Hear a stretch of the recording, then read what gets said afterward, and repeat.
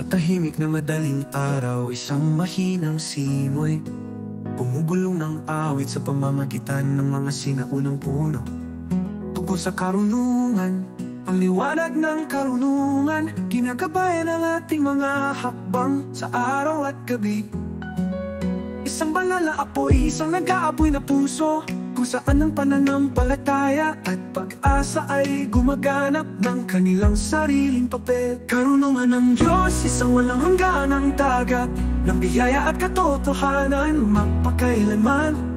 Isang umaagos na ilog, palaging malalim, kung saan ang mga pagod na kaluluwa ay nakakahanap ng kaaliwan pagtulog. Ang mga agos nito ay malakas, ang mga tubig nito ay malinaw, naghuhugas ng lahat ng pagdududa at takot.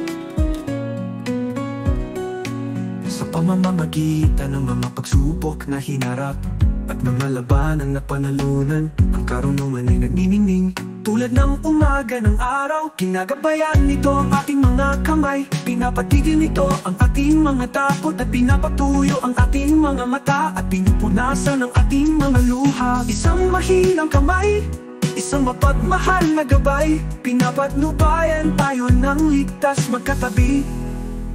Karunungan ng Diyos, isang walang hangganang dagat ng biyaya at katotohanan magpakailanman. Isang umaagos na ilog, palaging malalim, kung saan ang mga pagod na kaluluwa ay nakakahanap ng kaaliwan pagtulog. Ang mga agos nito ay malakas, ang mga tubig nito ay malinaw, naghuhugas ng lahat ng pagdududa at takot.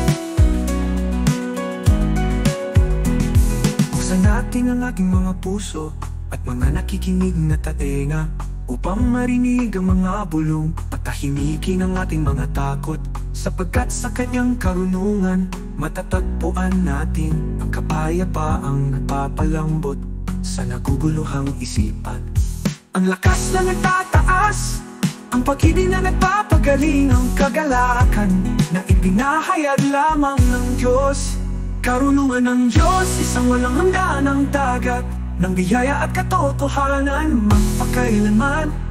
Isang umaagos na ilog, palaging malalim, kung saan ang mga pagod na kaluluwa ay nakakahanap ng kaaliwan pagtulog. Ang mga agos nito ay malakas, ang mga tubig nito ay malinaw, naghuhugas ng lahat ng pagdududa at takot.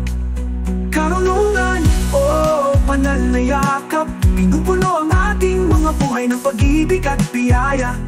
Magpakailanman ang ating gabay na bituin, nagdidingin na maliwanag, malapit at malayo.